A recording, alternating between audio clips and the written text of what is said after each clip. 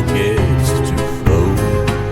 I walk the paths of ancient trees that only darkness blows. Your woodshop walls remember me from days before the snow, when different rules bound what could be and different stars did glow. He arrived between moments when the workshop clock was catching its breath between ticks. One instant, the entrance hall was empty. The next, he was simply there, tall, dressed in black that seemed to drink in the candlelight, his face always somehow in shadow despite the lights surrounding him. "Expected me sooner? Perhaps you did," he said, his voice carrying echoes of bells that had never been rung. The elves froze in their tracks, their own shadows trying to hide behind them. Even the list stopped its usual rustling, its pages holding perfectly still, as if trying not to attract attention. Mrs. Claus emerged from her kitchen, drawn by the sudden silence. For the first time in centuries, I saw genuine surprise cross her face. The copper pots had stopped their singing, and the preservation vault's door swung silently shut of its own accord. "Walk with me we shall," the visitor said, turning to me with a grace that seemed to bend space slightly. "Much to discuss, yes, much indeed." His movements were liquid darkness, each step placing his face in a new shadow that shouldn't have been there. He knew the workshop, not just its layout. He knew its secrets. Passages I thought only I knew about opened at his approach.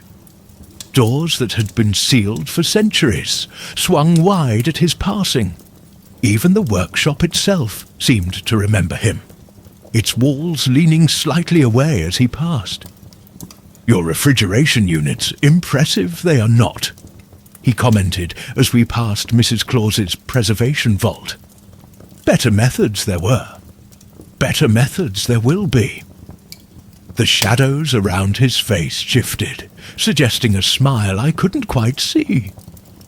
The list trembled in my office as he approached it, its pages turning themselves to entries I'd never seen before. Names written in ink that seemed to predate writing itself. "Ah yes," he said, "remembers me it does, when different purpose it served." "The copper pots," he mused later, standing in Mrs. Claus's kitchen while she watched with uncharacteristic silence. "Crude tools for crude work. The old ways, forgotten you have." His hand gestured toward the shelf of preservation jars, and for a moment I swore I saw something inside them bow. He moved through the workshop all day, examining, commenting, always in that peculiar syntax that seemed to fold time into origami. The elves whispered that he cast no reflection in the workshop's mirrors, but I noticed something worse. All the reflections in the workshop seemed to watch him pass. "Changes coming there are," he said as the sun set, though we hadn't seen true sunlight at the pole for weeks. "Ready, you are not. Ready, you cannot be." The shadows around his face shifted again, and for a moment I thought I saw something ancient and familiar in their depths. When he finally left, he didn't use a door. He simply stepped into a shadow and continued stepping, long after he should have emerged on the other side. The workshop seemed to exhale after he departed, but nothing settled quite back into place. I found Mrs. Claus in her kitchen later, staring at her copper pots as if seeing them for the first time. "He's not supposed to be here yet," she whispered. "The cycle's wrong. Everything's wrong." Her hands shook as she reached for her preservation jars, counting them compulsively. The list hasn't stopped trembling since his visit.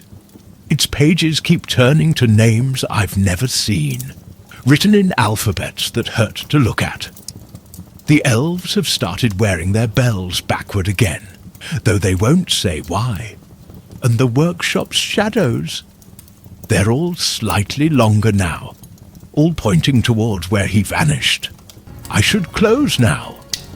The visitor left something behind, a small box made of shadows sitting on my desk. Inside, I can hear something that sounds like time unwinding.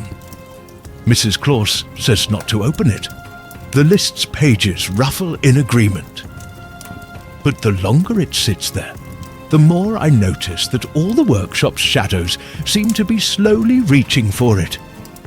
Remember, when unexpected visitors arrive at the workshop, there's usually a reason. I just wish I knew if he was here to prevent something, or to ensure it happens. Time's circle bends, the shadows grow. What was will be again. You know, the list remembers what you hide. When darkness comes, step inside.